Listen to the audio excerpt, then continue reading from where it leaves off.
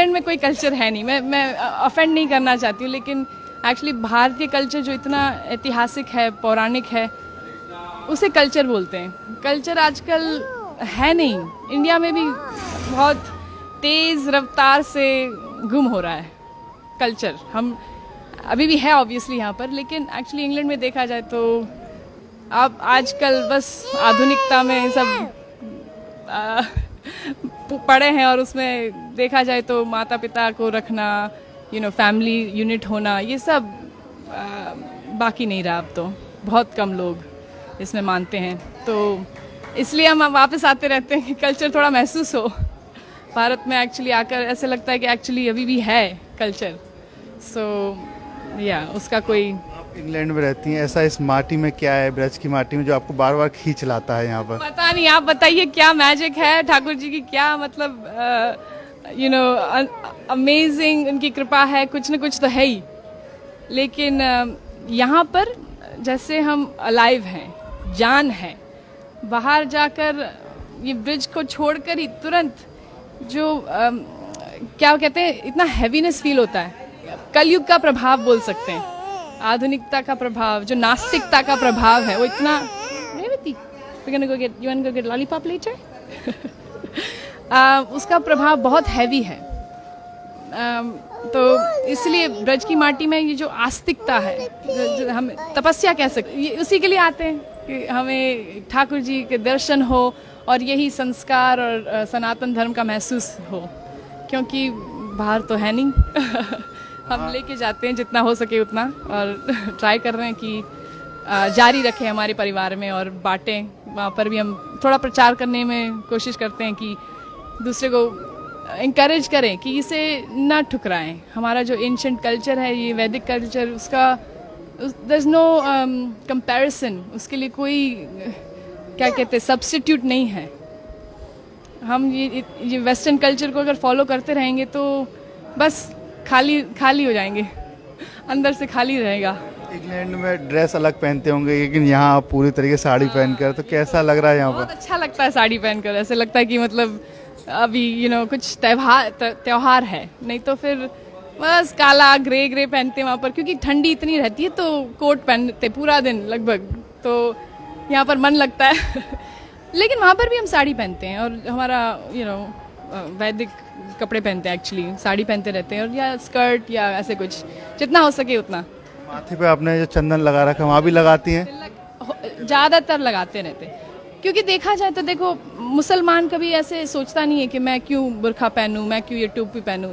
सिर्फ हिंदू लोग मतलब डरते हैं, या मेरे को कई हिंदू खुद बोलते कि आप क्यों लगाती हो, बड़ा शो क्यों करती हो, क्या ज़रूरत है आपको शो करना, अपना आस्था को दिखाने की क्या ज़रूरत है। लेकिन मैं कहती हूँ कि एक्चुअली गर्व से हम दिखाते हैं। अगर कोई पुलिस ऑफिसर हो या कोई आर्मी वाला हो, तो वो गर्व से अपने सारे मेडल्स दिखाता है, क्यों, कि मैं आर्मी वाला हूँ। तो हम भगवान के हैं, ये उनका चिन्ह है, उनका मतलब हमने जो समर्पण किया है उनको, ये एक थोड़ा बस हम क्यों ना दिखाएं, गर्व से दिखाएंगे कि हम ठाकुर जी के हैं। उससे मतलब प्रोटेक्शन मिलता है ऑनेस्टली। मतलब ऐसे सिर्फ दिखावे के लिए नहीं है कि लगाया हुआ है, कि भगवान हमारे साथ है, वो तो है ही हमेशा। लेकिन थोड़ा जैसे हम सिंदूर लगाते हैं अपने पति के लिए, तो भगवान के लिए क्यों ना लगाए, और वो उससे इंटीमेसी लगती है भगवान के साथ, तो उस प्रोटेक्शन भी बहुत महसूस होता है कि नेगेटिवता मतलब जो नेगेटिव है वो एनर्जी थोड़ा दूर रहे। तो क्या करती हैं आप इंग्लैंड में, क्या काम करते हैं? मैं एक्चुअली पार्ट टाइम, मेरे चार बच्चे हैं, आज दो घर पे अभी, और तो पार्ट टाइम मैं संस्कृत पढ़ाती हूँ उन्हीं के स्कूल में। वहाँ पर एक कृष्णा अवंती करके लोकल स्कूल है इंग्लैंड में, और एक्चुअली सरकारी स्कूल है, सरकार पैसे देती है, लेकिन हिंदू फेथ स्कूल है, तो मोस्टली हिंदूज जाते हैं वहाँ पर। और संस्कृत, योगा, सब वेजिटेरियन खाना, 11 एकादशी का खाना होता है वहाँ पर, तो बच्चे लोग वहीं पढ़ते हैं, और मैं वहाँ पर संस्कृत पढ़ाती हूँ उनके प्राइमरी स्कूल में पार्ट टाइम। गीता भागवत भी आप पढ़ती होंगी? बिल्कुल बिल्कुल, जितना हो सके उतना। गीता पढ़ते हैं, भगवत गीता, चल Bhagavad Gita, you go to Bhagavad Gita classes every day. वहाँ पर जो इन लोग का ग्रुप किया हुआ है बच्चों का, और वो रोज भगवत गीता क्लासेस में जाता है। थोड़ा हिंदी कम समझता है तो मना कर रहा है। कोई आपको भजन या कोई याद है कुछ गा सके? भजन भजन तो आई मीन आज रामनवमी है तो Raghupati Raghav you want to sing with me Raman? Ramnavami है, श्री राम जी को याद करें। सॉरी हाँ, you want to sing with मी?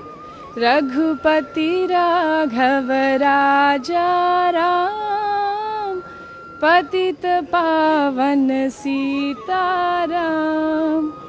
बोलो रघुपति राघव राजा राम, पतित पावन सीताराम।